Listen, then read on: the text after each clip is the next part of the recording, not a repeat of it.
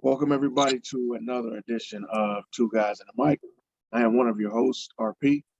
And I'm your other host, Big Sean. How's it going, RP? It's going good, man. Glad to have you back on.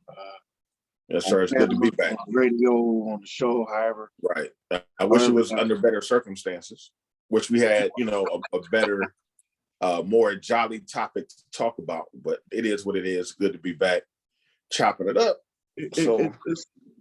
If you are a teacher, so you should be happy to give grades and tell people about how good or bad they did for the season.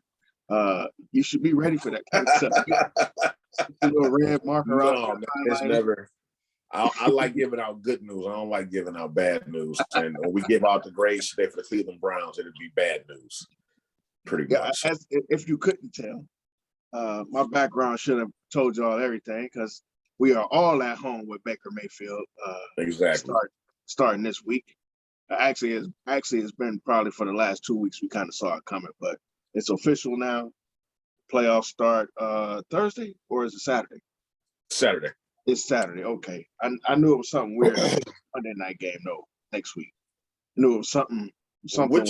Which is weird in itself, them doing a Monday night game. So I know they always try to make it fair, like teams have an even number of days off, and throwing that Monday night game in is kind of it's different. But I'm always here for football too. You got the extra team in this year, so I know scheduling may have been, they had to change the schedule a little bit or how they schedule. So it is what it is. It'll be interesting to see how all this goes down. But first things first, our Cleveland Browns have been officially eliminated from the playoffs. And to be honest with you, sports-wise, I've been a little sick to my stomach ever since they got eliminated. The Browns needed some help to get in. And one of the games we needed to have go down in our favor was Cincinnati and Kansas City. And me, like an idiot, sat here and watched the whole game. I literally watched the whole game like I was watching the Browns game on edge. And as soon as I saw the ball go through the uprights and Paul Brown Stadium giving Cincinnati the victory, I had a little twinge in my stomach because I knew at that point in time, even though technically we weren't mathematically eliminated, that it was only a matter of time before that door came slamming shut and everything was going to go downhill from there. And there it is. And then on top of that, what makes things even worse was that of all things to happen, Pittsburgh needed a miracle to get into the playoffs, and everything that they needed to happen happened. And Indianapolis had one of the worst losses in the history, not just in the NFL, in the history of sports. All you had to do was beat Jacksonville, a listless, lowly Jacksonville team, to get into the playoffs. And not only get into the playoffs, but keep Pittsburgh out of the playoffs, and they lose. Go ahead. Then we needed the Chargers and the Raiders to tie. And I'm like, there's no way that's going to happen. So Pittsburgh's in, but there was a chance that it was a tie. And the idiot not San Diego, but Los Angeles Chargers coach screws it up. They pretty much had like a nod, one of those little wink deals to go ahead and just play for a tie. So both of them get in overtime, and he screws it up. No, he loses again. He messed it all the way up.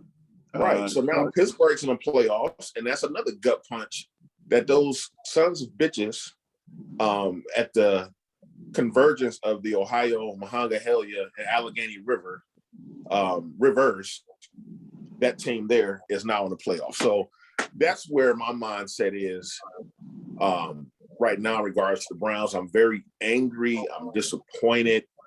I'm still kind of in disbelief that we're here. But that's where my mindset is right now. I'm not that far away from that, honestly. I think I've embraced a little bit more of where we are because I saw it coming. And as crazy as this season was, again, it was super disappointing. I'm more of a hardline dude. I just feel like there's no reason for us not to be in the playoffs this year. As poorly as we played at certain spots of the season, we still had every chance up to the last couple games of the whole season to win, not just our games, the last couple games in the season. Right. We could have won. Or that if they had gone a certain way, we might have still slipped in. As we talked about, my problem with any of that is that we didn't do what we should have done. That's true. We didn't. To sit up and have to cross your fingers and hope. Because I didn't watch the Chiefs game initially because my thought process was if the Chiefs win, I thought that the Chiefs would win. That was my initial thing. My thought was to watch the Rams and the Ravens because that was probably going to be a closer game.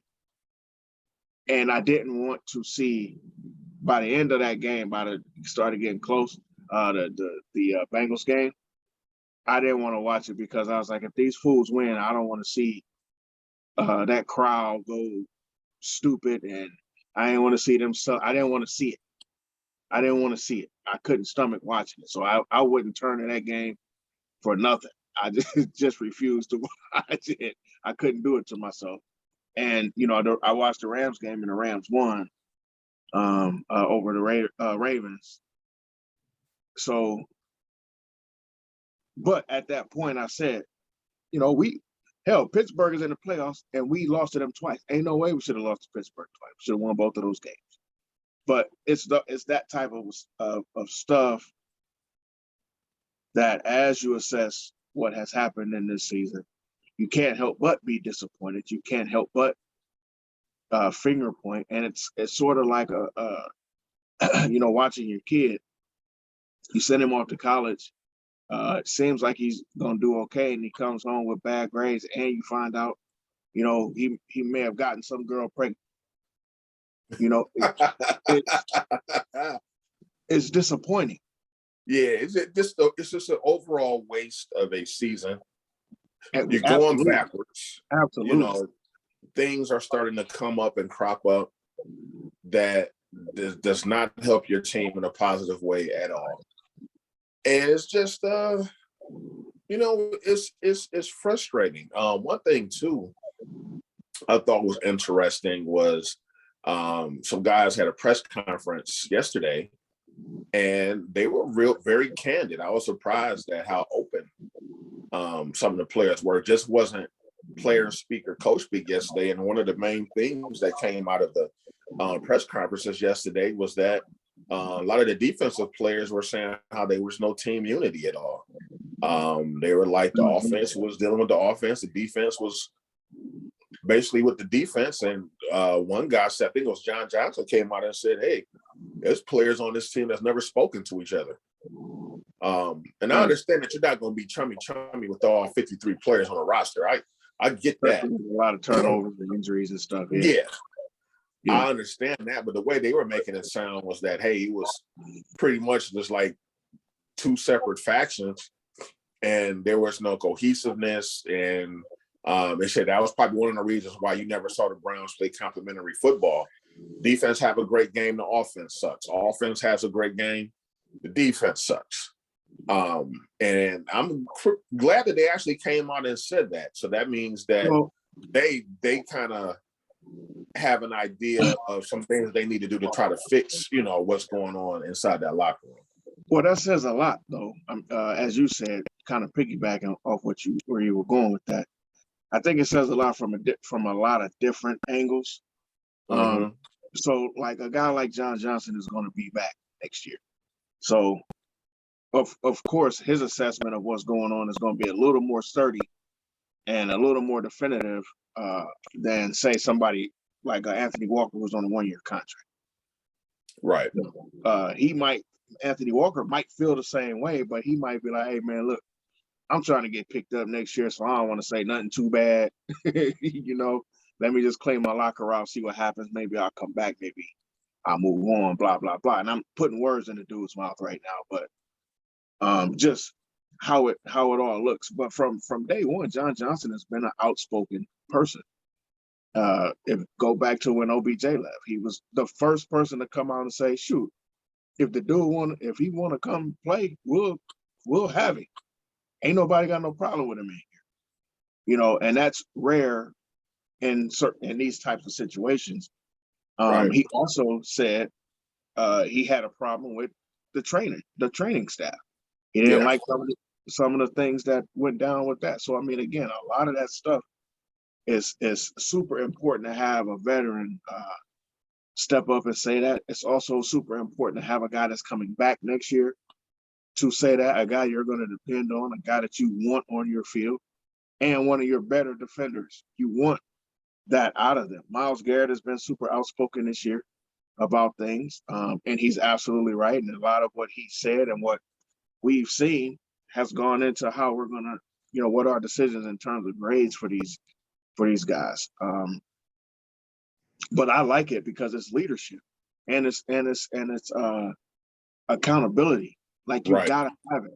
Like, I get so sick of the vanilla, everybody friends, and let's all walk away and say all of the right stuff, and you can't say anything bad. You gotta say something bad when something bad happens. You gotta say, man, that wasn't the right thing to do, right? Don't you? How do you correct it? You don't correct it by acting like it didn't happen. Right. And John Johnson even said something where he asked him a question about something that he tweeted, and then the fans get upset about it. He was like, yeah, he said, yeah, coach got upset about it. And he told me, we sat down and talked about it. Oh, and, tweeting, he tweeted, run the damn ball. Yeah, right. But you know what? I like the fact that the guys feel comfortable enough to come out and be candid and not worry about any backlash, from the front office. Yeah, so that's kind of refreshing. But other than that, man, like I said, overall the season was a disappointment. Ended the season at home against the Bengals, in a pretty much a meaningless football game. But a win is a win. You wanted to go out with a victory. A lot of people wanted us to lose for better draft position and blah, blah, blah, blah, blah. But if you're trying to preach a culture of winning and change, you always want to go out there and put your best foot forward, like no matter what. There was a lot of those guys that had something to play for, to be honest with you. Right. Johnson, I don't think he has a contract, a continuing contract with us. So, this dude needs to go out there and play solid to potentially either get re-signed by us. I don't think he will, or to go out there and get a few, dollars for himself on the open market. Guys like Demetric Felton, he's got some stuff. He hasn't looked great in the back end of the season. So him being able to go out there and play decently, that's something important as well. Unfortunately for me, and I say unfortunately only because I've been hypercritical of Baker being as injured as he was and him deciding to continue to play. Unfortunately, Case Keenum did exactly what I said he could do, which is give us Baker Mayfield-esque numbers in that game. We didn't see any fall off from the quarterback play. We didn't see any like huge pickup, but we did see basic numbers from the quarterback, which is what we've seen all season. So I say unfortunately because it's like, damn it, I left that game feeling the exact same way I felt all season. Should let this dude play, let him get as healthy as he could possibly have gotten, and then kind of make that hard run. I just think we played tight and we coached tight. Our plan was tight. We played again with the scared to win mentality because you didn't want to lose. Oh, let's just not lose this game. So you scared to win then. Right. You gotta go win and you gotta play to win. You gotta make, decisions on the fly and all that stuff. And I didn't see a lot of that.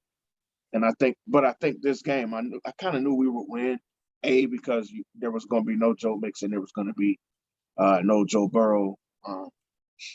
I think Jamar Chase was out there for about a series or two.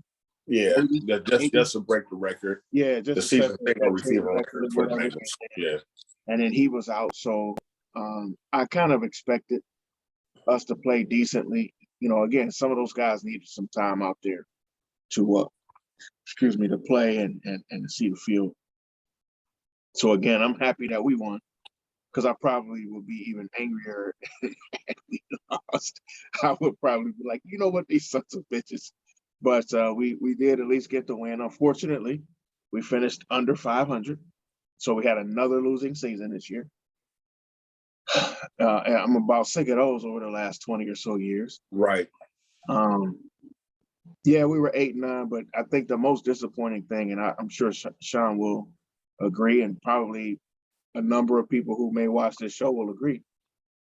To be completely and totally honest, this team was a few plays, a few bad calls away from possibly winning 12 games. It's just that simple. It's just that simple. That's sports. When they say sports is the game of inches, that's literally true. Like the ball bounces a certain way. Game of execution. You said a call here and there, and it can completely change the season. That's why when you have things that are in your control, you got to get those wins. Like there are no good losses in the NFL. Baseball, basketball, those sports, you can afford several, bad losses. But in the NFL, every game is precious. And in the NBA and in the damn sure in Major League Baseball, you can afford a couple of long losing streaks. You can't afford that in the NFL. You can't be a team that loses 2-3 in a row. And you don't want to do that once, but you damn sure can't do it twice. It's almost impossible to pivot and turn that corner. It's such a weird locker room situation. It's such a weird corner to turn to go from winning to losing that 2 or 3 games happen where you lose and somebody looks bad or somebody doesn't like what they do over here and there, and it changed the entire feeling in that locker room, or on that sideline, and then you'll see the difference. Right. And on top of that, now you got a bunch of teams that I feel that we're better than. I'm not going to say we're better than them because we're not in the playoffs and they are.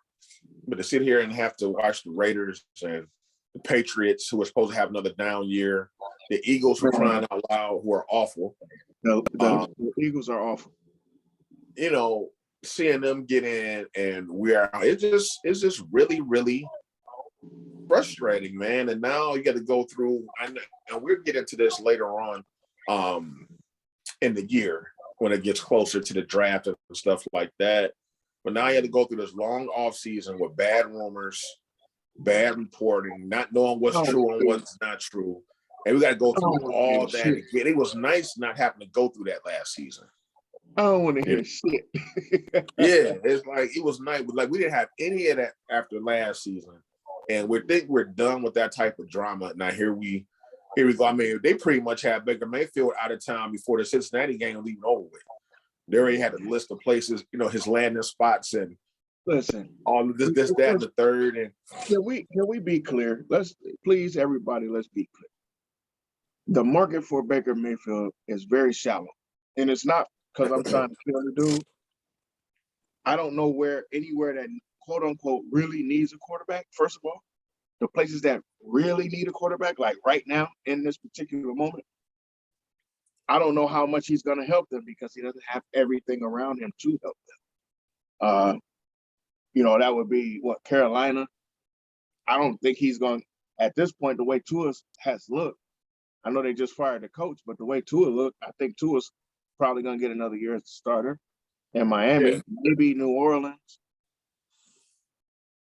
I mean, but it ain't a lot. There's not a lot. Yeah, not only that, there's no viable or realistic replacement for him right now either. There's no reason on our end to put that dude on a trading block. I don't care if we're getting 3 first-round picks because we still don't have an answer for where we're going. I don't believe that Case Keenum is the answer. I like some of the kids that are coming out of college, but I don't think any of those kids are an instant answer. I don't know that that's the way I want to go. Coming out of college, I don't know if that's the way I want to go. I don't think we're going to land any of these vets, and here's why I don't think we're going to land any of those vets: because of the coaching and because of how the offense is run. These guys are veterans. And as a veteran, you have the option to say, yeah, I'm gonna go there, or no, I don't like this offense. If Aaron Rodgers decides to leave Green Bay, this dude is in the playoffs again with probably a really, really high chance of going to the Super Bowl. Why the hell would he come to Cleveland when the offense suggests he can't throw like he wants to throw or when he wants to throw? That ain't gonna happen. He's not coming here. I don't believe Russell Wilson's coming here. Same thing. I got to play like this. I don't want to go there and do that. He might only come because of the offensive line and running game. Because the last time he had a decent offensive line and a solid running game, they went to back-to-back Super Bowls. So he might be your best shot. I don't know about Deshaun Watson just and not only that, those guys will have to waive their no trade clauses. And listen, in the right situation, they would. I know that. And, we've all seen that. But, I don't know that the destination, like if Cleveland was offensively like some of these other spots, yeah, I could see people wanting to be here. But I think we're unfortunate, and I'll say this, I'll save that comment for when we get into our grades. I just think that guys from other teams, like a Super Bowl winning guy who wants to go back to a Super Bowl, like Aaron Rodgers, and he sees the talent here, but he also sees a level of dysfunction that he just kind of came from. He don't want to go to that. When Tom Brady decided to go to Tampa Bay, he was thinking about going to New Orleans, but I think Tampa Bay was more ready to do whatever he needed to do to get stuff done. They were ready to do whatever he said do, because that's what the cachet that dude carried. Aaron Rodgers won the MVP 16 times. he is going to call whatever shot he wants to call. Hell, he talked mad crap about the damn front office in every interview he had for the first 4 weeks from the OTAs all the way through. And all the front office did was do everything he wanted them to do. Right. So you would have to have something in place like that here. Again, I don't know that having a domineering cat like that here is what the Browns want in terms of the front office. I don't think that's what they want. So I don't believe that those guys are coming here, even from our end. Right. And then even if they did, we find a way to mess it up anyway. And then I was trying to avoid saying that though. And then guys like Kirk Cousins and Derek Carr, if you're gonna go that route, you might as well just stick it out with another year of Baker. I agree. I totally agree. Agree. If we're gonna end up with Jimmy Garoppolo, we may as well stick with Baker Mayfield. Yeah. Now Jimmy G and them did look good in the playoffs, but they'll look good for a minute. The playoffs, but to get them into the playoffs. Listen, the last couple of drives were great, but that's what I'm saying. I don't have no look. I got as much faith in Jimmy Garoppolo as I got in Baker Mayfield. I don't have much faith in Baker at all.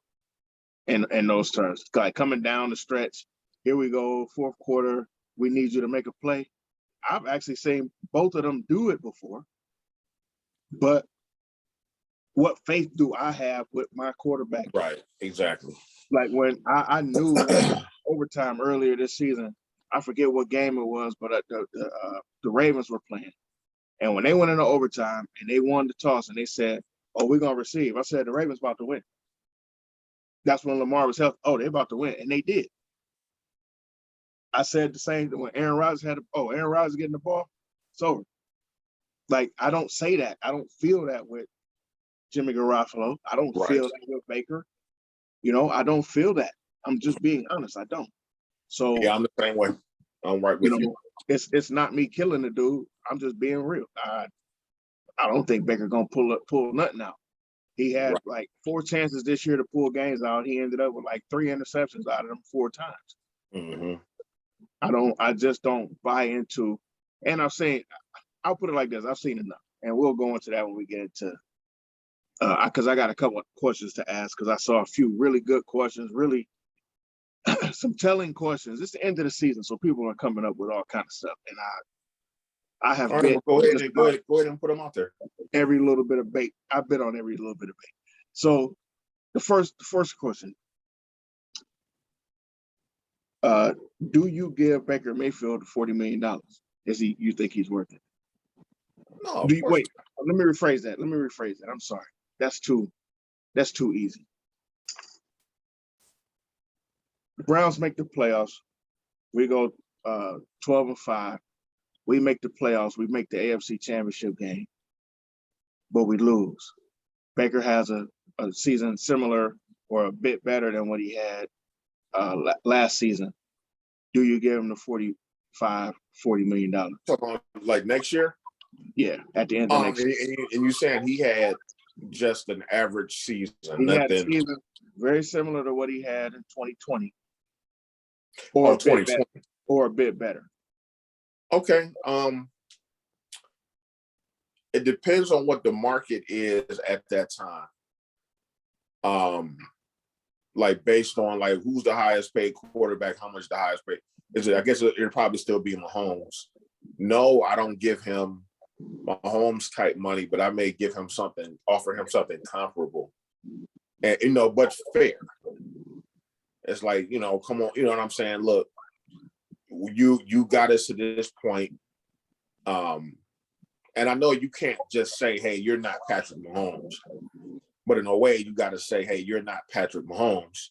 But this is where we see you and value you, and you're gonna get paid. You're making good money, especially from where you're coming from. Right. That's kind of what I would do. Do I give him the exact max that I can give him? No, but I would give him a comparable deal. I think you got to put quarterbacks in tiers. You have your Aaron Rodgers, your Mahomes, and stuff like that, and then maybe he falls into the tier if he does that, what you say, and we get to the AFC Championship. Maybe you put him in the next tier of quarterbacks underneath that, and offer him a contract of that ilk. Yeah, because see, right now I have him in the C tier of quarterbacks.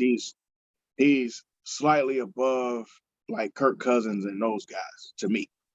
Yeah. But not by much. Not right now. Well, as of right now, absolutely, he's probably not anywhere near Kirk Cousins in terms of his numbers and stuff. But I think his ability overall, what I've seen, but if I got to go by overall, I also have to put in the bad stuff I've seen too. Right. So that's why I have him. I still have him above those guys, but we talking about you still in the C category to me. Right. Now, what if everything I just said, similar season or better than 2020, and we actually get to the Super Bowl? Do you give him the $40 million? You almost have to at that point. You almost have to. Even though you may be sabotaging your team's future. Well, listen, they did it. They did it with Flacco. You almost have to. That's what happened with Flacco. Yeah. Flacco was not worth that money, but man, he won the Super Bowl. So it's like, how do you not bring back the quarterback that just won the Super Bowl for you? Yeah. Or how would it be a PR failure to franchise that guy? You can. You still end up paying him $40 million. Or close. No, what is it? I think you pay. Is it the top? Is it the top three? Top 5 or something. Top 5. I don't give me the line about exactly how that works, but it's something like the top 3 or top 5. It'd be a good chunk of money because, like when they were doing that with Kirk Cousins got a nice chunk of money. Oh man, that dude! Listen, let me tell you something. His mediocre ass is he's straight. Listen, I'll do whatever to be as basic as that nigga. And he didn't got his coach fired. He didn't got his GM fired. Listen, but you know what? This is gonna show us a lot about Kirk Cousins though, because he's going from a system when he was in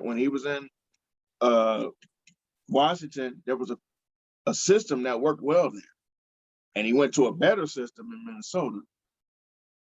But it's all about the system. Yeah, he puts up good numbers. He puts up very good numbers. They just empty numbers. But they don't accomplish it. Listen, just the same as I said about Jimmy G and Baker Mayfield, a guy winning, and I ain't even talking about a regular game, because that guy at least gets to the playoffs damn near every year. My issue with him is, okay, we're in the playoffs. Are you going to win this game for me, Dave Craig? Yeah, that's basically who he is. You're not. The thing about it, yeah, that's basically who he is. I don't have that faith in him. So I don't really know how he got that money, but I get it. Minnesota didn't have a quarterback. He might have been the better of, or the kind of that lightning in the bottle guy, and he hasn't been awful for them. So I mean, no, he hasn't been awful. And I mean, I'm not going to place all their failures on him. No, it ain't Kirk Cousins' fault. It's the system. That wasn't fair. It's some coaching stuff. It's some defensive stuff. You know, it's a bit of everything. It's a full team issue, I think, over there. I wouldn't have thought they were going to fire Zimmer, though. I'll be honest. Yeah, I thought they would give him at least one more year. But he's been there 8 years. I didn't even think about that. Really, I didn't know it was that long. And I think that's what got him is the longevity. Okay. Like we 8 years in, dude. What you doing? You ain't got us elevated. Yeah, that makes sense. That makes a lot of sense. But so what's your second question, bro? Second question. My second question is, with what all of the things that Stefanski in his press conference yesterday, and Andrew, I think his press conference was, it was yesterday and earlier in the day, and then Andrew Berry came out later in the day, and they both stated that they expect Baker to come back healthy next year, and they expect for Baker to be our quarterback next year. But there's a lot of people in my groups that I'm in and on Facebook that had issues with that particular statement. Them saying at the end of a very disappointing season, an absolutely disappointing season for Baker, that he's the guy going forward, et cetera, et cetera, et cetera. Did you have a problem with them saying what they said, and did you buy it? No, I don't have a problem with it. Yes, I buy it for now. And people that are upset about them saying that, they don't understand the politics of football. Because you can't throw your quarterback under the bus when you don't have another viable option yet. So let's say you come out and say, hey, we're not sure about Baker right now. We may bring in somebody for a quarterback competition. What if that doesn't come to fruition? Now you got to go on your hands and knees calling back to this guy. And he can just say, hey, I want out now. You don't want me? I either want to leave or I'm still hurt. I can't play yet. Right. What you going to do now? Anything. Now, some people will say, well, so what? We don't want you anyway. Get on out of here. But it's it's not easy to find a court. People act like we can just go out here, like we go into Walmart and just grab a quarterback out of the home appliance section. That's it. And plug them in, and it's going to be all good. It doesn't work like that. At least a Foreman grill. Right. So at least if you have to go back to Baker, a guy who's been here, he's familiar with the coaching staff and the system. He's gotten us to the playoffs before. He can play. Hopefully he comes back healthy and he bounces back. To answer the second part of your question, I buy it for now. Yeah, but things can change. It's going to be a long off season. So of course, if somebody becomes available that you didn't think will become available, that would be a huge upgrade for him. I don't think the Browns front office will hesitate to make a move if that move is there. So, you have to understand the politics of football. They said that because they had to say it. It's a smart thing to say. And it doesn't bother me, even if like I said, I'm not pro-Baker. I'm not anti-Baker. I'm pro-Brown. So since Baker is a quarterback, I want him to do well. Even if I was a so-called anti-Baker guy, I understand that they have to say that just because it's the smart thing to say at the time. So, and listen, perfect. That's 1000% how I felt. I'm like, that's GM speak. What was he supposed to say? Man, listen, we can't wait to get that dude out the building. No, can't. Even if that's how he feels, he can't say it. No smart GM on the planet would say it unless the mood and the atmosphere within the organization was so far removed from him. right. It would have to be super removed from him.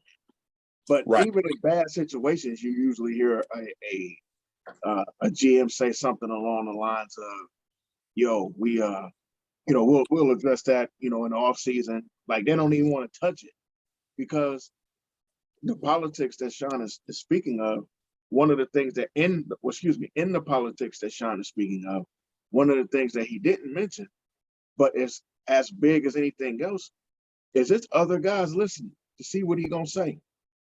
They may not want Baker back, they may not like Baker, but they want to see how this dude gonna handle that kind of a question or that kind of a situation. So if you start alienating players because he didn't do what I thought he was gonna do, and you start openly alienating guys, and most people speak highly, most of the players and the agents speak highly of the front office right now. Now you about to start losing free agents. We finally have started to get guys who want to be here. You start to alienate those guys, and you cannot do that.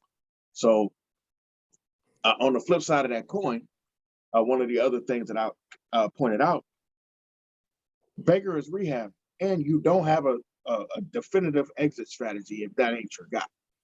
So you can't just say, like Sean was saying, you can't just say, man, this ain't my dude or something goofy, because this dude could prolong his treatments or say he ain't 100%, blah, blah, blah, blah, blah, and drag this thing out. It'll work against him.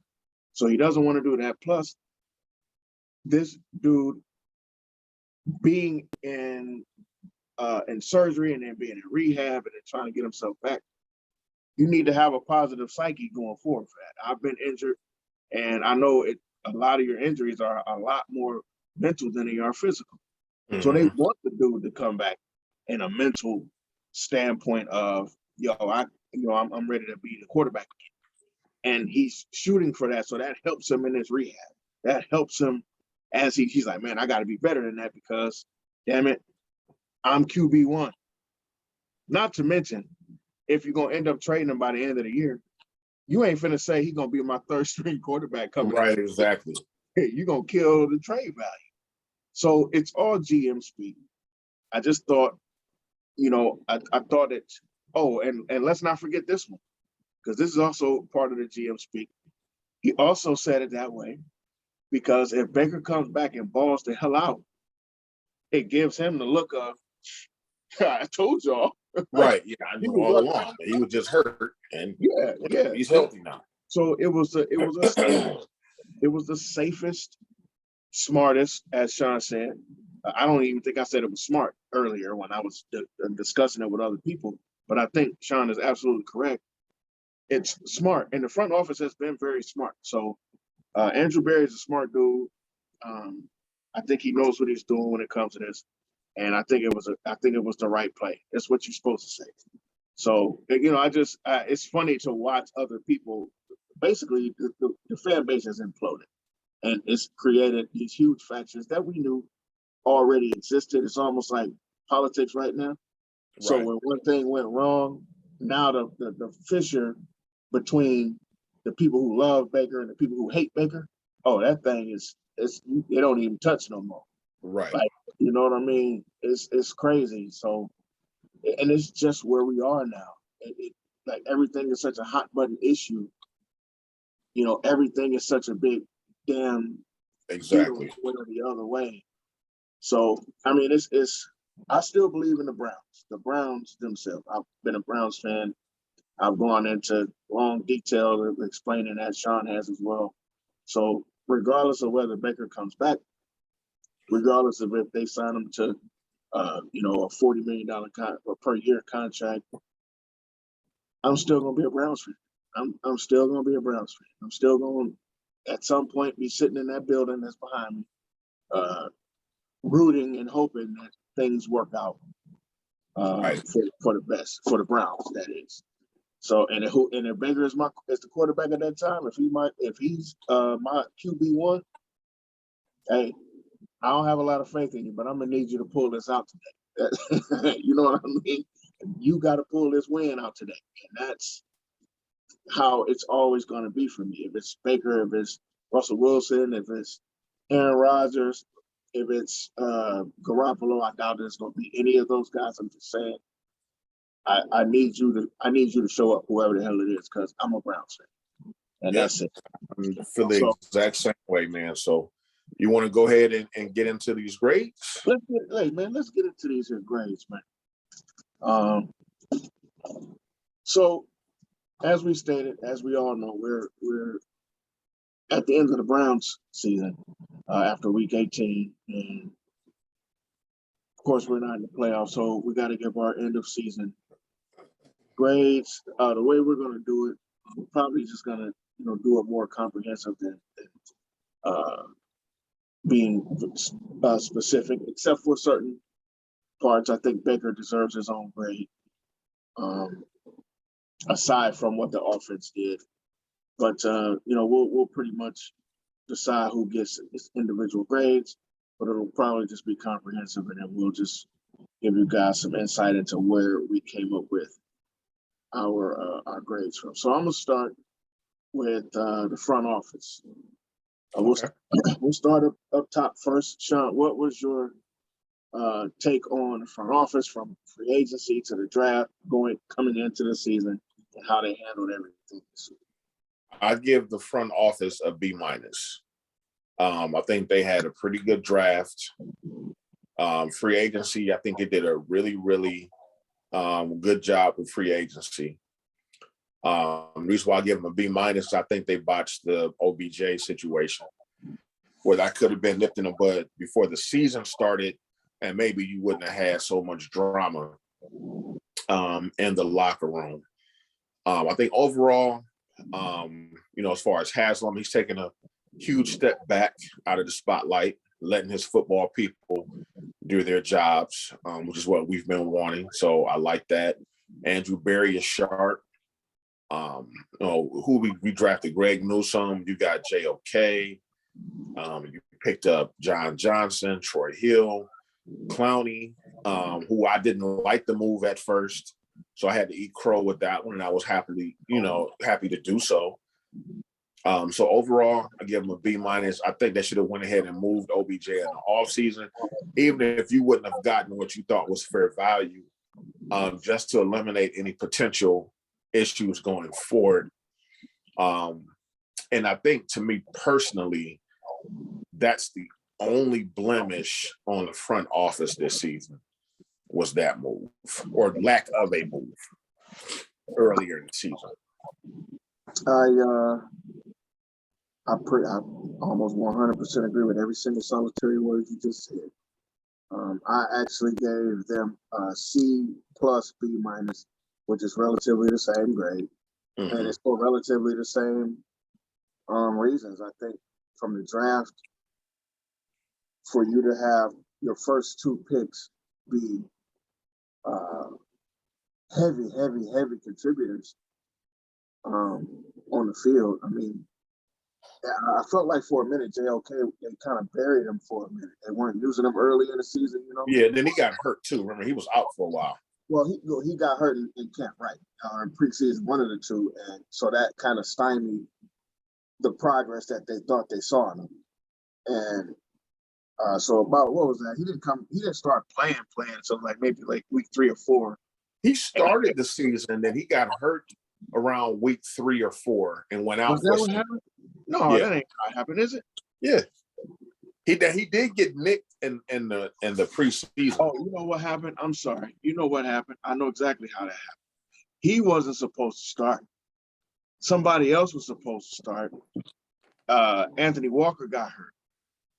And he started. You're right. You're absolutely right. He did start. And that gave him the opportunity. And he was effective almost immediately. And then he got hurt. And you didn't hear nothing from the linebackers at all. But that was also during the time when the defense was really searching for itself. Right. And that dude showed back up, and it was crazy. But to get the heavy contributions from him, from Newsom, to have the signings of Wyatt Teller, to have the signings of Joe Patonio, I think those were huge. Get those out of the way. They're not distractions. And you've solidified your offensive line. You've given yourself the opportunity to really right. going And I forward. forgot about those moves, man. I forgot about them You know, signing those. that was huge to get Yeah. that out of the way and not have that lingering in this offseason. Because imagine the offseason right now if that was a part of it too. That's a lot. You got to figure out what to do with Baker. You got to figure out what to do with Denzel. I'm sure they're gonna take care of Denzel. But I'd rather go into the offseason with trying to figure out what I'm gonna do with Denzel than going into the offseason trying to figure out what I'm gonna do with Denzel, with Baker, with the offensive line. You know what I mean? So Right. I'm happy with those things. And my one blemish is how they handled OBJ. I think they could have nipped it in the bud by either moving the guy. They could have nipped it in the bud by sitting the dude down, talking to him, and having an understanding. And I don't think they did that. I think they played it as they did everything else this season, tried to play it safe, and it backfired. So I Right. think that's the only thing that didn't go well for them this year, front office wise. I think I agree. So let's move it down to the field a little bit, and I lump these guys together, your offensive coordinators and the offense. And I have to put the offensive coordinators and head coach together because he's both. I gave Stefanski as a head coach a solid D.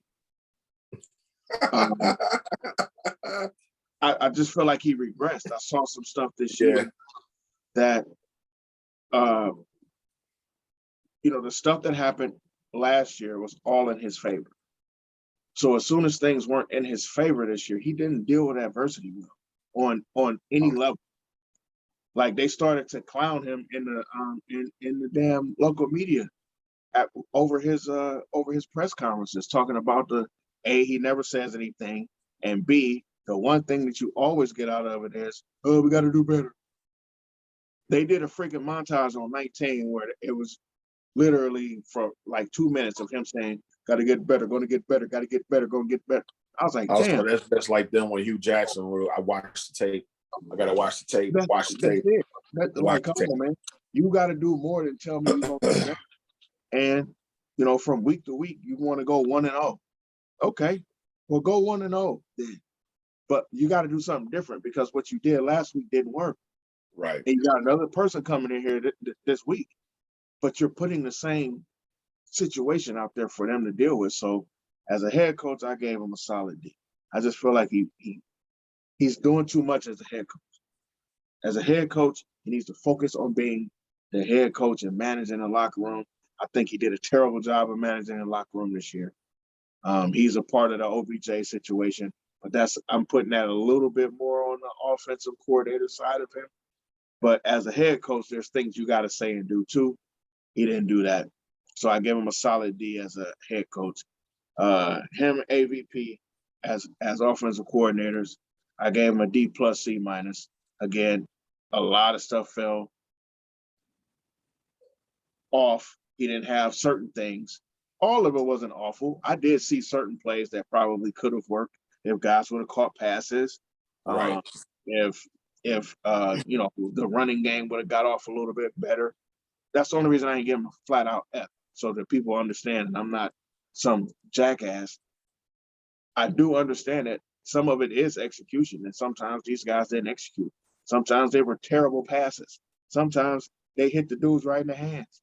Sometimes it was a false start. So now I got to put in another play because this play was going to work.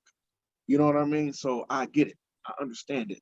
But as offensive coordinators, your job is to figure out what the defense is going to do and put in a play that's capable of working for the offense. There's too many times where I was like, what is this guy doing? Too many times where I thought they should have ran where they didn't.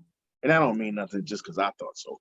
But situationally, it seemed like some play calls weren't that great. Right. Not to mention this whole throw 30 to 45 times and run 15 to 25 times combo thing that he does is terrible. It's terrible. You have to, the game is situational, and you got to be able to make adjustments. I don't think they make good adjustments on the fly. I don't think they do in-game adjustments at all. And if they do, it just doesn't seem like it.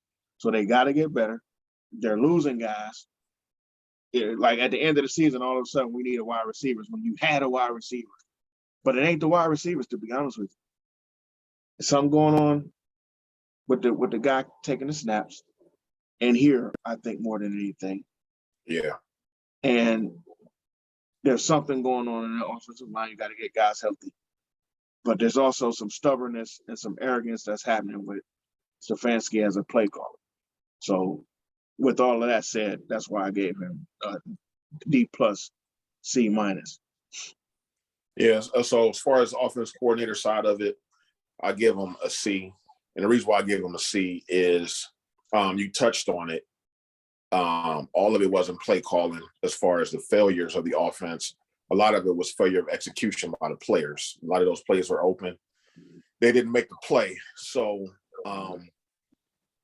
that's why I don't put the whole blame on him. Or where I do blame him is, when you see your quarterback is hobbled the way he is, and if you're going to play him that way, you need to make the proper adjustments to protect him. And he didn't do a good job of that at all. It was too much inconsistency. As a head coach side, I give him a D. Just for the fact the organizational aspect was not there. Too many penalties, pre-snap penalties. Yeah. They were just disjointed on offense, very confused, no flow for the most part of the season at all. The way he handled the OBJ situation was bad. It was just not solid.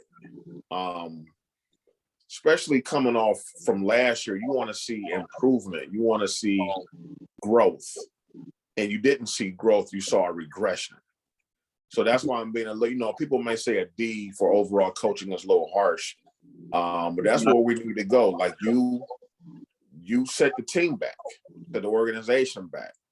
So we have to give you have some tough love, give you a tough grade. And with the hopes that you learn from your mistakes moving forward, because he is only a second-year coach. You have to be fair. A lot of personalities, a lot of egos in that locker room that you have to manage. A whole lot of not good for anybody, let alone a second-year coach. Now, do you think that early success was bad for him, or maybe even bad for the team? No, not at all. Okay. I think you just have to learn how to compartmentalize that mentally is that, look, last year was last year, this year is this year. Don't necessarily just rely on what happened last year. I think automatically that's going to translate, the following year. You got to make, the proper adjustments. Things change. When you get some adversity, something happens that's unexpected. How do you handle that? So right. No, I don't ever think. The only time early success is bad to me is when a guy gets arrogant and cocky about it and think that, hey, I've arrived. I don't have, like I'm here.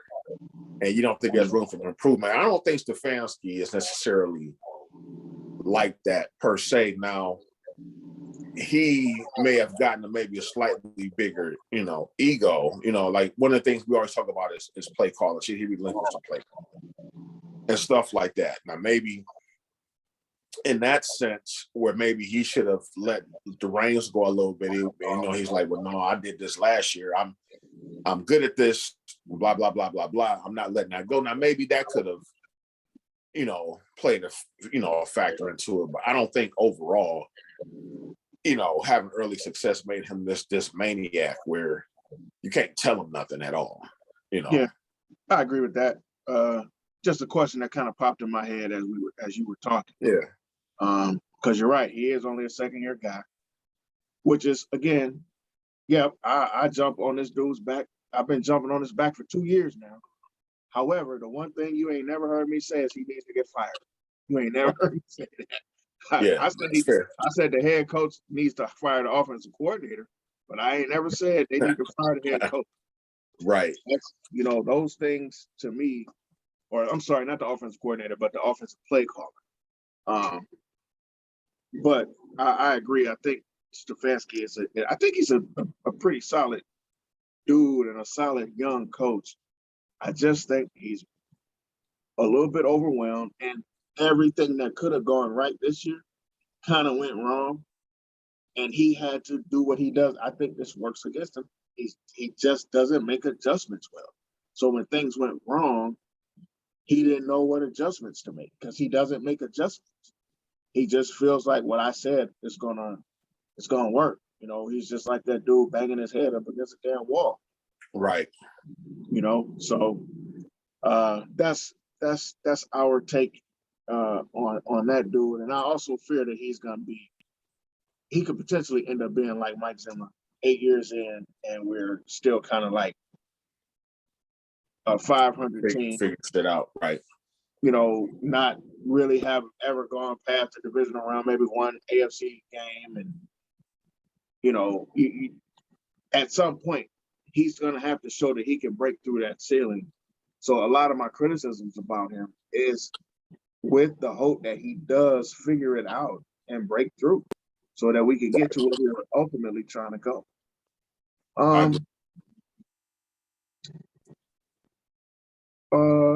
Where do we want to go next? Let's go to Joe Woods. I'll let you go to that. I'll let you lead that one. Joe Woods gets a B.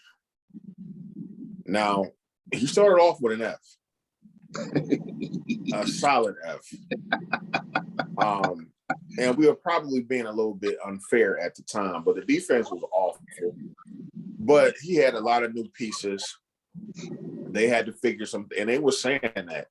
The players were saying that, like, hey, we got to learn each other. We got to learn how to gel.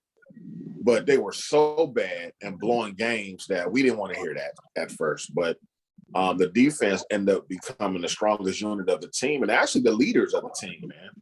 Your most outspoken guys on the defensive side of the football, they seem to be more in tune with the team, period. They seem to be the more intense side of the ball and the more cohesive unit out of any of the units on the team. So as far as like we actually saw growth, we saw them like just pretty much shut down some of the most powerful offenses in the league late in the season. And we thought that, there's no way that they're going to be able to do the things that they did, and they did. So I give Joe Woods a solid B. Man, it's so crazy. I said the exact same thing. I got him down at 4B, but I don't think that the people understand how far from an F he came from. Like, I ain't talking about like a 50% F. I didn't have him at a 50% F. I had him like at a 0 F. Right. Let's be honest, dog. How many times did I fire this dude? I said I ain't called for him, but I definitely called for Joe Woods' head. All season long, I was calling for it up until about maybe week 10-ish. We saw certain games and we saw certain flashes throughout the season. We just didn't see enough consistency. But ultimately, you started to get the consistency. You started to see teams only scoring 16 points. Teams, only scoring 12 points, or teams might have got 21 points in the first half, but they only scored 3 in the second half. So you started to see the team start to get it. You started to see solid tackling. You started to see them seeing a play happen before it happened, and guys were on top of the play. So to see that and to see them be a kind of an attacking defense and to see what we weren't seeing early in the season from the D line and what we ended up seeing out of the D line, I was super impressed. They dealt with a lot of in and out between COVID and regular injuries, and it almost didn't matter who was playing safety. It almost didn't matter who was in at linebacker. You still tended to see some level of a result, and we started, getting turnovers and things of that nature. So this dude worked his way from like a negative situation in my mind all the way up to a solid B, like a legitimate solid B. Next is special teams.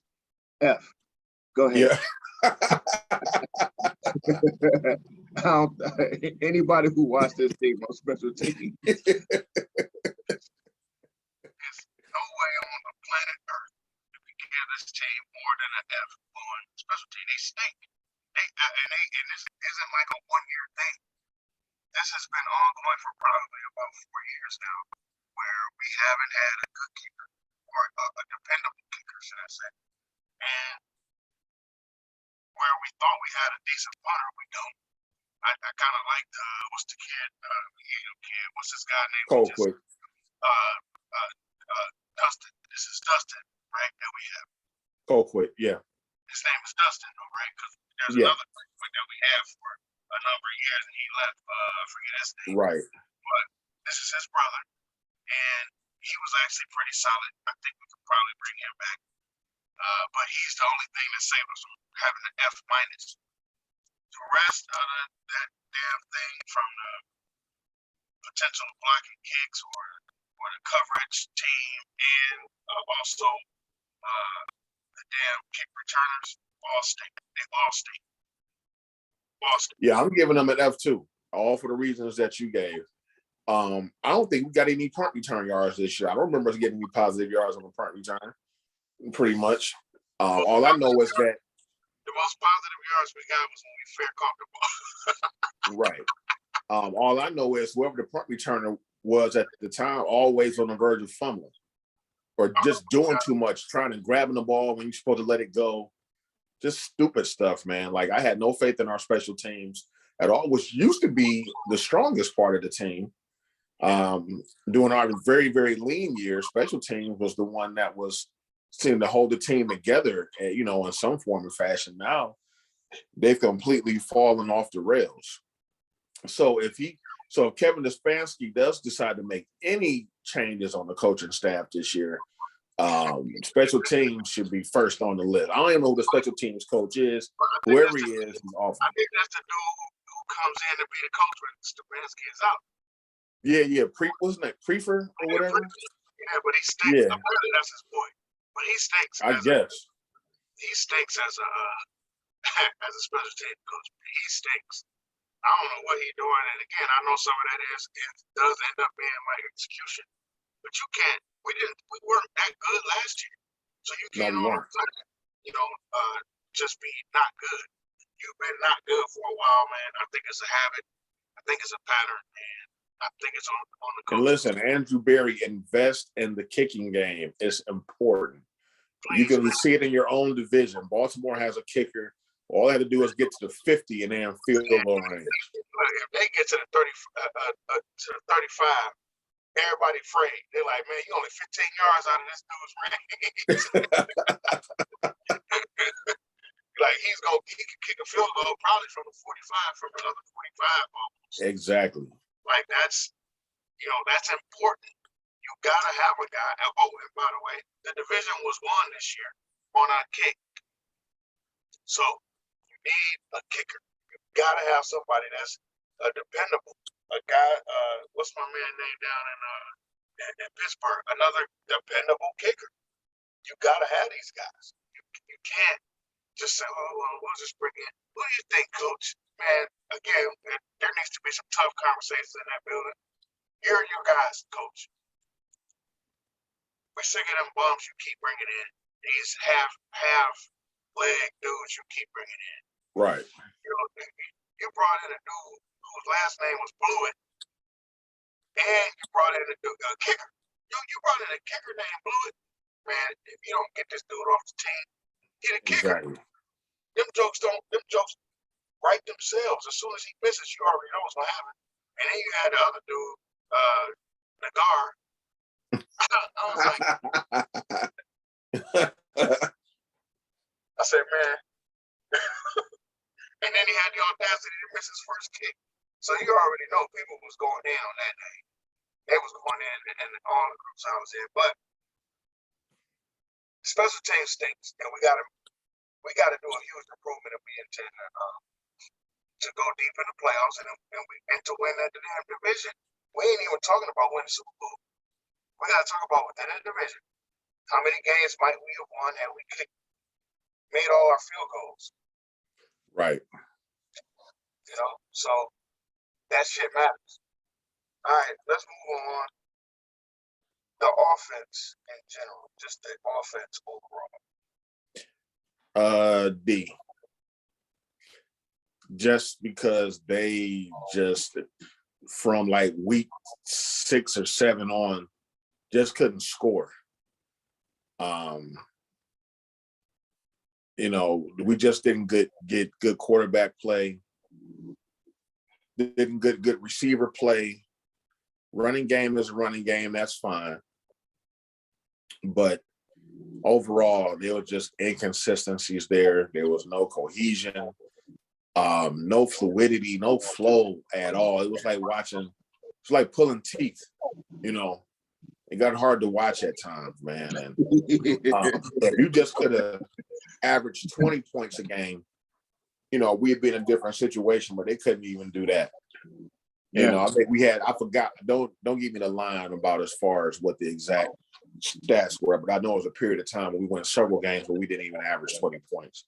Oh, no. And that's in today's NFL, you can't win consistently like that at all. So that's really where I am with the offense. And the bad part about that last statement you just made is we had a defense that was holding teams under 20 points a game. Right. And offense couldn't score over 20 points a game. So, like, we were in winnable games because the defense was playing as well as they were playing, and the offense couldn't figure out a way to, you know, muster up, like you say, 3 more points. You know, you don't always have to score a touchdown. You can score 3 points, go back down, score 3 points again. That's 6 points. That's a touchdown. So there's ways to do it, but we couldn't figure out a way. So kind of piggybacking on what Sean said, the running game to me and the offensive line, those are both A's. Nick Chubb is Nick Chubb. I don't think anything else needs to be said. This dude rushed for 1,300 yards, 4th best rushing yards in the NFL. He's in the top 4 for the 3rd year in a row, I think. Yeah. I think he led the league again in yards per carry, or at least we're close to it. Yeah, he did. So again, you're talking about a guy that, you know, kills it, but he doesn't get the ball that much. That's the crazy part. That defies logic as far as I'm concerned. That's something that I'm sure over the last we've done this show for about 2.5 years now. I've said it probably every show for the last 2.5 years for Nick Chubb to run the ball. He's awesome. He's one of the best backs in the league. He's a all-pro, Pro Bowler. All of the things that you want to say, this dude is it. He presents you and provides you with so much leverage and so much of a disadvantage. You see teams now just like putting 8 in the box, 9 in the box. Right. Like they just got it. They got it. They feel like, hey man, if we stop this dude, it fixes everything. So Nick Chubb is a monster. That offensive line really is a monster. And I shout out to Bill Callahan. I didn't give him a grade, but if I did, I'd probably give him an A because he had to do some patchwork with the offensive line. And we didn't lose any ground in terms of the running game. We were number 3 in the league in running all year long. We did give up a lot of sacks, but some of that is on the quarterback. Some of that's on the quarterback holding the ball too long. Yeah, some of that, I'd say probably half of his sacks are him just holding on to the ball too long. Right, and then plus you didn't have your starting tackles for a good portion of the Yeah, season. he did have some games that it was just bad offensive line play. In some cases, like the Pittsburgh game, the second Pittsburgh game, that was just, I mean, this dude was just beating that kid up, and he wasn't getting any chips, any help or anything over there. So it was all bad. But the majority of his other sacks kind of came because he held the ball too long. So the O-line to me got an A. The running game got an A. If I had to give a passing game, the overall defense. If you're gonna do an individual like that, then the overall defense I'm giving, the overall offense I'm giving a D. And that's with 2 A's. And that's because I gave Baker a D minus, and I gave the receiving core an F. You gotta, I know it's not their job to get them the ball, but man, when you get the ball, you gotta catch it. Gotta catch it. It was too many big drops, man. Too many drops on fourth down. Too many drops on third down that killed drives. Nobody made big plays like nobody really. You watching the other teams, receivers going up making incredible plays when they had to. You got none of that this year at all. No. And that's what you have to do sometimes. Sometimes somebody just got to, just make a play when needed. And we'll get a play, or you'll get somebody who gets a play, and then that same person will drop it on the next play or the next opportunity that they got. Like DPJ, right? DPJ had too many drops, but then he also had these awesome catches that you were like, "Whoa, how you catch that?" Or how did you make that play? So it's too much inconsistency offensively in terms of the receiving core. Too much inconsistency from Baker Mayfield. From the quarterback standpoint, I understand he was injured, but I'm going to remind you all of this again. I come from the land of no excuses. Every game, I was reminded how great Baker Mayfield felt, only to go in the game and play like crap. And then he tells me after the game how banged up he is. I didn't hear him say how banged up he was after the Cincinnati game when he played well, or when we won big. I didn't hear him say nothing when he won those other games that he won. I didn't hear a word about him being hurt. So I don't want to hear that he was hurt when he loses. That's bull crap. And I'm not going to deviate from that stance. Everybody's hurt. But if you're going out there hurt and you know you're hurt and you need to be sitting your ass down, then just go sit your ass down. But you didn't. And I can only grade you on what you gave me on the field. And that's a D minus. The only reason I didn't give you an F is because I actually know you were injured. Same here. That's the only reason I didn't give him an F. Same here, man. So if anybody's saying that I'm hard on Baker, I'm not. I want more out of my quarterback. You got to be better. And if you jeopardizing games, I should have gave you an F. But I didn't, because I know he was beat up. But I'm not giving him no passing grade. You got a D minus. To me, you stink. And you stunk up the place with your arrogance. To me, that's arrogance. Not necessarily what Kevin Stefanski did. I think Kevin Stefanski is just stubborn. Right. But I think Baker Mayfield is arrogant. He believes that I'm the guy and I got to go and show up. I got to show him how tough. Again, you don't get points for tough, homie. Sometimes tough is saying, man, I can't play and I'm just going to stand over here and watch my team win. But he's in a contract year, so he didn't want to see his team win, and he's on the sideline. Makes him expendable. Yeah, and he probably miscalculated too, because probably if you go and have the surgery and sit out, and then Case Keenum makes us go 6-11, then the front office looks at it all. It's like, oh damn, we really do need him. Yeah, you're stuck. Now you're stuck. Yeah, and then went ahead and gave him a contract at the end of the season. Sometimes it's all about the optics, man. So leverage. It's leverage. And I don't think he played his leverage right. I think he tried to prove himself. He bet on himself. It's a gamble. It don't mean that Baker is awful.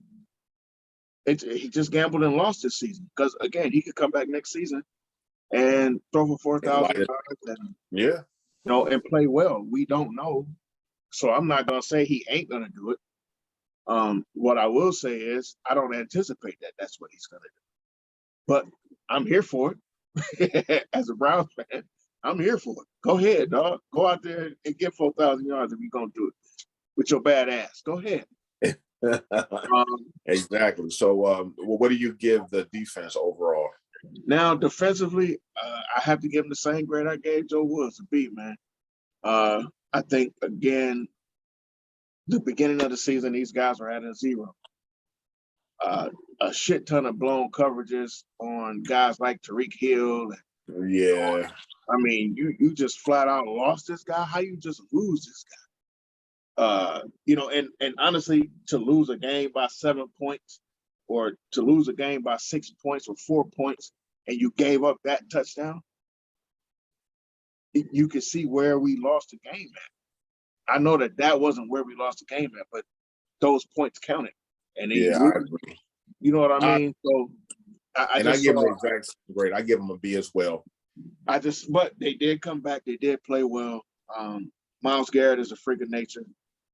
Jadeveon Clowney, as you pointed out, I was just hoping he could stay healthy. I thought he could be viable. And what's funny, remember what we said at the beginning of the season? We said if Clowney got his 8 or 9 sacks, that would be a successful season for him and worked it. And he got 9. He got his 9. And is that the most? I think the most he had was 8 or 7 in Houston. His career, something like it wasn't a lot. It was a lot. It's not a lot. Yeah. And he started getting better and better. Like he was a problem at a certain point in the season. Right. He became a problem. Like, you know what I mean? Like he was in the backfield. No, he might not have got the sack, but man, he was in the backfield. And man, he blew that run play up and stretched it out or whatever. Like you started to see him beginning to make the plays that you wanted to see him make. I got to give some shout outs to a couple of defenders. Greg Newsome is one of them. I think he needs to be the first one as a rookie. My hope is that he can only get better, but that dude is to suggest that he can only get better is crazy. Exactly. Yeah, great rookie campaign.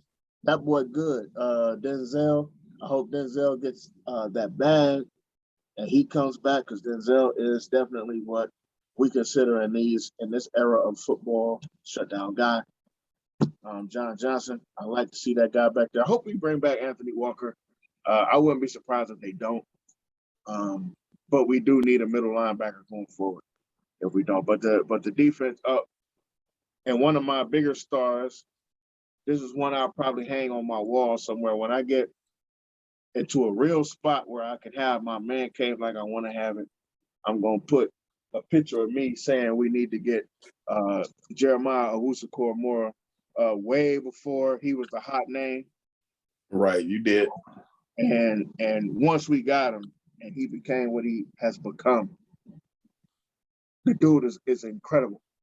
He's everything I thought he could be. He's everything I said we've never had. And I can't imagine what this dude is going to do once the game kind of slows down and he becomes a cerebral player as much as he is a physical player. It's gonna be ugly for cats. Not for us though. It's gonna be ugly for other cats. So that's it, man. I think if we were to tally all of our grades that we just gave, the team overall, it probably would end up with like a D. I give a low C minus. Yeah, low C, high D. Give him a 70. A 7. just cause I like him. Because if I didn't like him, I would give him a 65. But they got a lot of work in front of them. To be completely honest, I'm gonna say something like just kind of out of left field. I said something out of left field last season. I'm gonna say something out of field this season. Last year, I said the Browns could have gone to the Super Bowl. We beat the Chiefs. I thought we could have taken out Buffalo and snuck our way into the Super Bowl. That was kind of my left field statement. This year, I'm gonna say this: the Cleveland Browns are not that far away from being a Super Bowl team. We are not. The way this defense finished up the year, the way that because you need a team that can just keep a team from scoring a whole bunch of points, and you need a team that can make stops. We proved that over the course of games while still competing for a playoff spot. The defense did their end of this bargain. We already have the run game capable of pummeling a team and keeping a team at bay if we need to. We're only one segment of our whole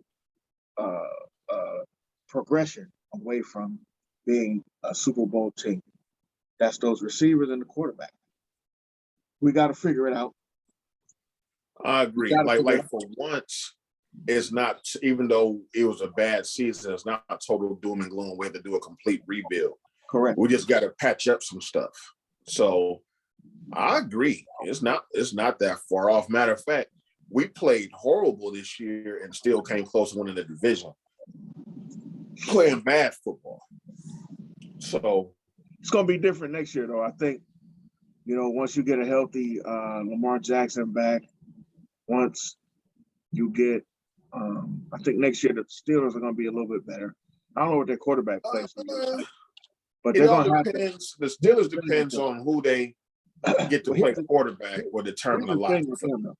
Here's the thing with them, because they don't have a problem. The Steelers are a lot like the Patriots. They don't have a problem being just a straight run team, running 40 times, and it might be boring football, but they're going to keep themselves in the game.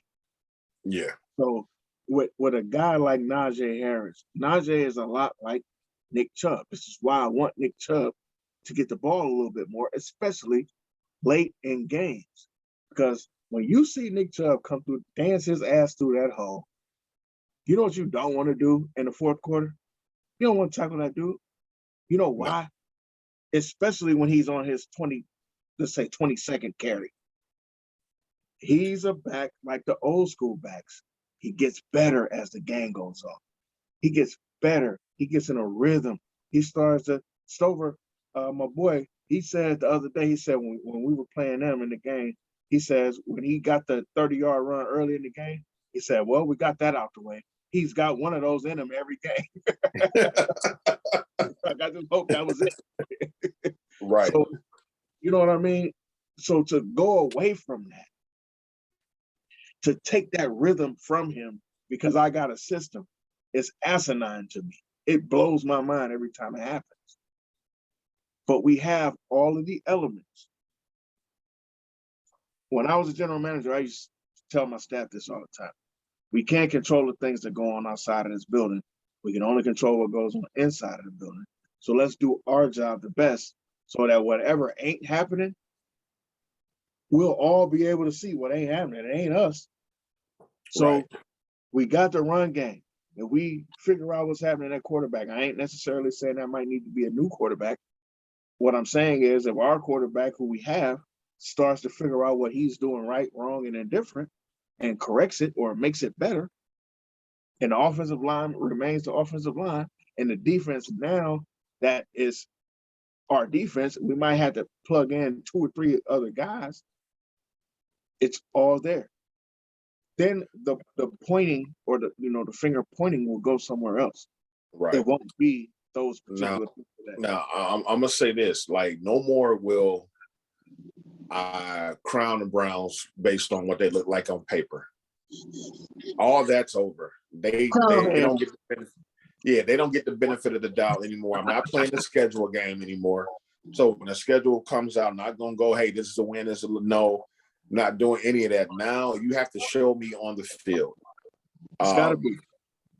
You got to show me on the field because I can't go through this again.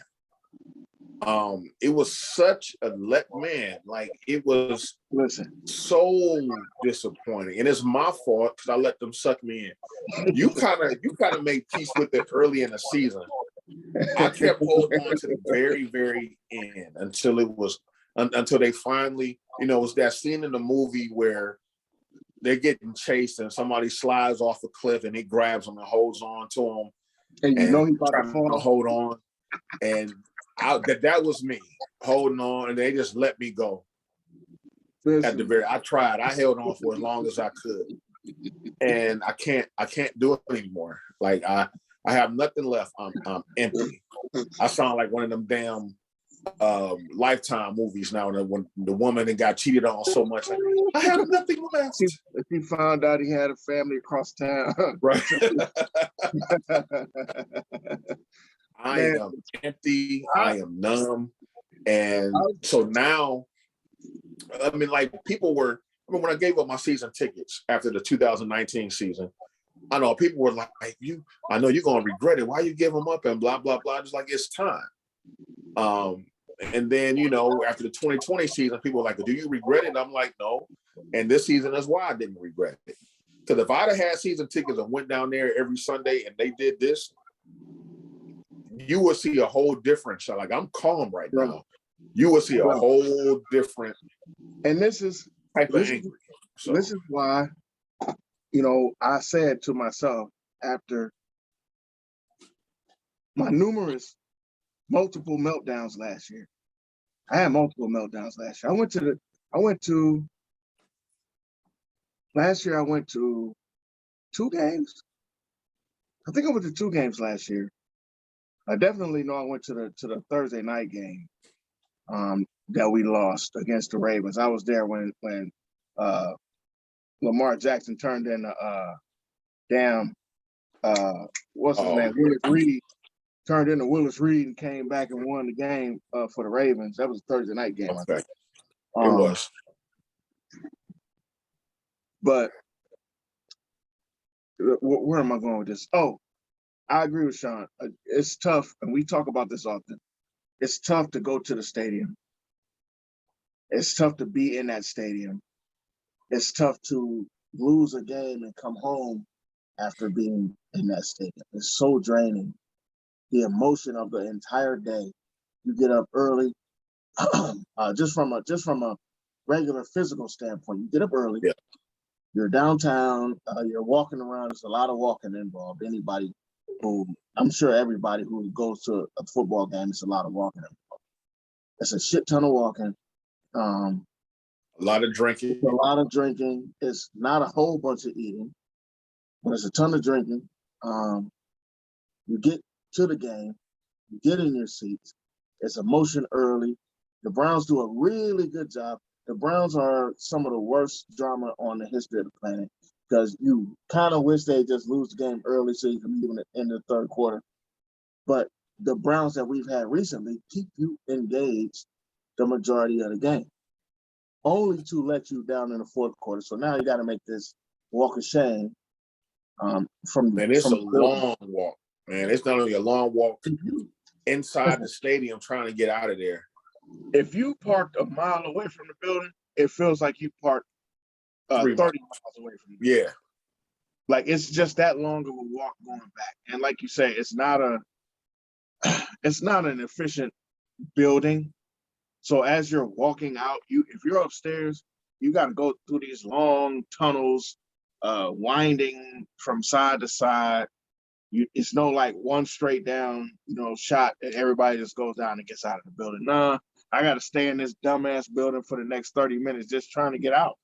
Yeah, then you get out. And somehow I'll get home at like game probably over like 4:15.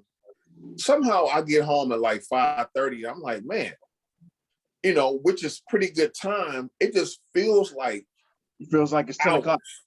Yeah, it just feels like it takes you hours to get home and you're tired. And the next thing you know, you sleep for the rest of the night. Yeah.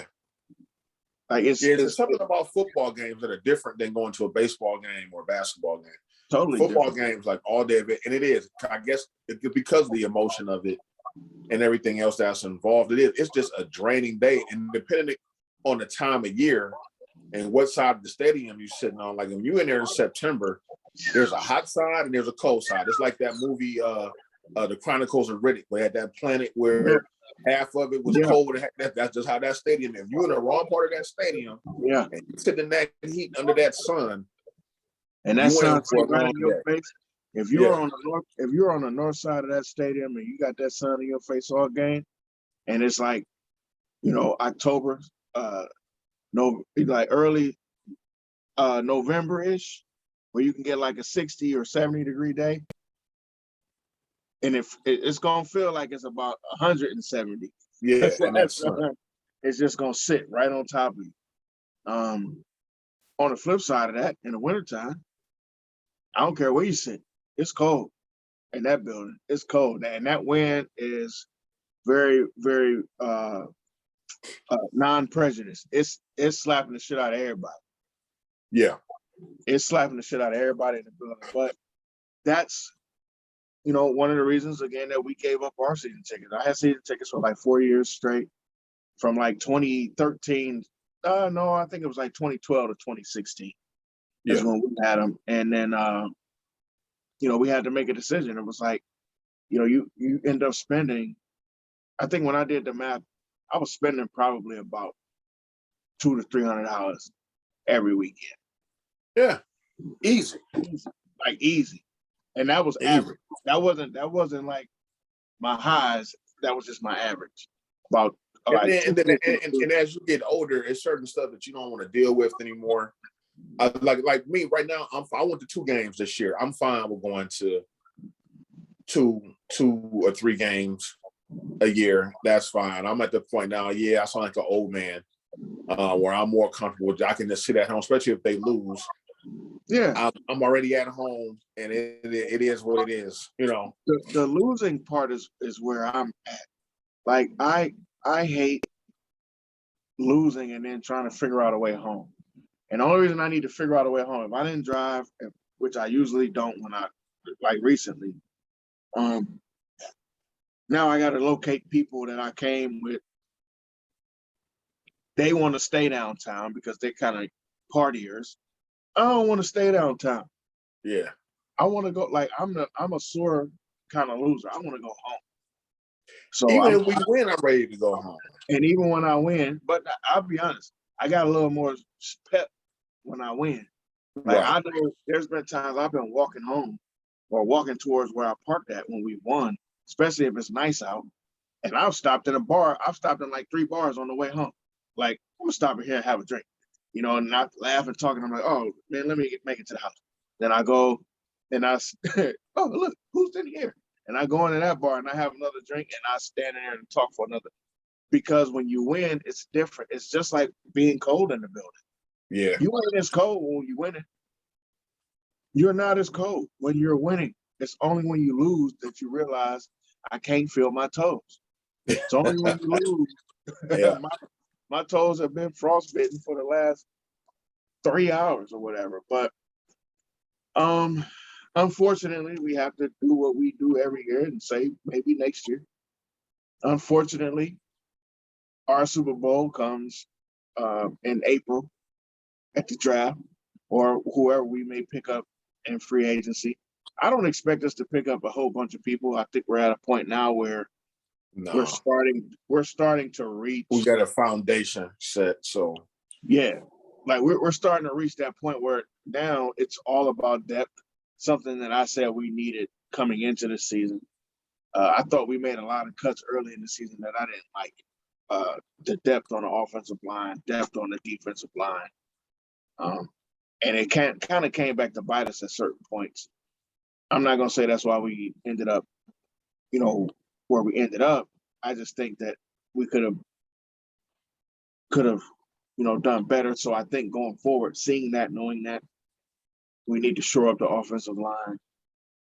I think a right tackle is kind of a highlight. I don't know when Jack Conklin is going to be back. I know that he will, but I don't think it'll be anything wrong with grabbing a right tackle like in the 3rd or the 4th. Because this guy might need to start the season. Exactly. So and we'll definitely have a draft preview show, or when free agency show as well once that particular part of the season, off season starts. But I agree with you. We don't have a whole lot to do. The draft, we pretty much know we need to target in the draft, and the Browns have been smart about targeting what they need. So I have faith that they'll get a decent receiver. I mean, it's a receiver deep draft, so they have to. So we should be able to get a solid playmaker in the draft. So other than that, man, it's almost about that time. Like it's getting late. Yeah, let's cut it. I gotta get to bed, get ready to go to work in the I morning. think we covered everything we needed to We cover. did. Definitely, it's a good show today, man. I mean, we covered a lot. So I'm gonna go ahead and pass this torch to Sean. I'm gonna help Baker pour some water on these flowers and get ready for to watch the playoff games on the big screen. Go ahead, Sean. Close and us so out, bro. you can make sure that you follow us on YouTube at 2000 Mike 216. Also on Instagram at 2000 Mike 216. And your streaming platforms, 2000 Mike 216 on Google Podcasts, on Anchor, on Spotify, on Apple iTunes and Apple Podcasts as well. So we will catch you guys next time. Go Cavs. We didn't really talk about the Cavs at all. They're playing good basketball. So we do have something to hang our hat on in the offseason. Go Cavs. Right. So looking for big things from them for the rest of the season. Other than that, man, I'm going to bid you good night. All right, y'all. Peace. Love you, bro. All right. Love you too, man.